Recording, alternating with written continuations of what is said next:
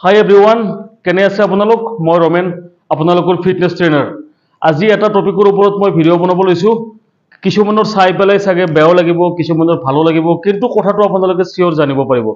আজিৰ কথাটো হ'ল এইটোৱে যে বহুত লেডিয়ে বহুত মেমসকলে মানে ডিমত আহিলে, বহুত ক্লাইণ্টছে মানে ডিমত আহিলে, বিশেষকৈ লেডিজখিনি মহিলাসকলে মোক সোধে, মানে নুসুধে, বহুতে এনেকৈ টাইপ কথা কয় যে ডাঙৰ ডাম্বেল নিদিবা মোক, ডাঙৰ ডাম্বেলছ নিদিবা মোক, এনেকৈ টাইপ হাতটো মতা মানুহৰ দৰে হৈ যাব, মাচলটো বেছি হৈ যাব, এনেকৈ টাইপ লগা হৈ যাব মোক।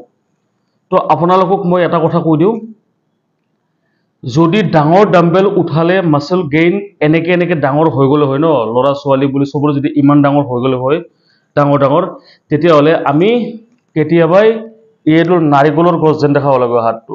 এই কিমান বছৰৰ পৰা ডাম্বেলে উঠাই আছোঁ, 20 কিলো 25 কিলো 30 কিলো, তো আজি আমি কিবা হৈ গ'লো হয়। তো সেইবিলাক চব আপোনালোকৰ ৰং কনচেপ্ট। তো আপোনালোকে সদায় ষ্ট্ৰেংথৰ গুৰুত্ব দিয়ক। আজি 2.5 উঠাইছে, সেইটো আপুনি ছেম ৱৰ্কআউট কৰি থাকিলে 2.5 কৰি থাকিলে আপোনাৰ এফেক্টিভ নহ'ব, কাৰণ সেইটো ইজি হৈ যাব আপোনাৰ। নেক্সট আপুনি 2 মাহ পিছত 5 কিলো, নেক্সট আপুনি 7.5, নেক্সট আপুনি 10 কিলো, এনেকৈ বস্তুটো বঢ়াই যাব লাগিব। আপুনি সদায় আপুনি ক্ষীণাব লাগিলে সদায় মেইনটেইন কৰে কেলৰি কাউণ্টিং। আপুনি ৱৰ্কআউট কেনেকুৱা কৰিছে সেইটোৰ ওপৰত ডিপেণ্ড কৰে। আপুনি হেভি ৱেইট মাৰিলে আপোনাৰ মাচল গেইন নহয়, এইটো আপোনাৰ ফুল কনচেপ্ট, ৰং কনচেপ্ট। আপুনি যিমান পাৰে সিমান ষ্ট্ৰেংথ ট্ৰেইনিং কৰক। কাৰ্ডিঅ'তকৈ চবচে বেষ্ট হ'ল ষ্ট্ৰেংথ ট্ৰেইনিং। তো সেইটো আপুনি হেভি ডাম্বেল উঠাব ট্ৰাই কৰক, আপুনি জলদি ৰিজাল্ট পাব।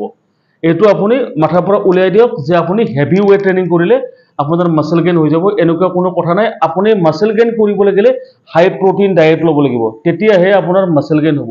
ডাম্বেল উঠাই থাকিলে এনেকৈ মাচলটো ওলাই নাযায় মানুহৰ। ধন্যবাদ।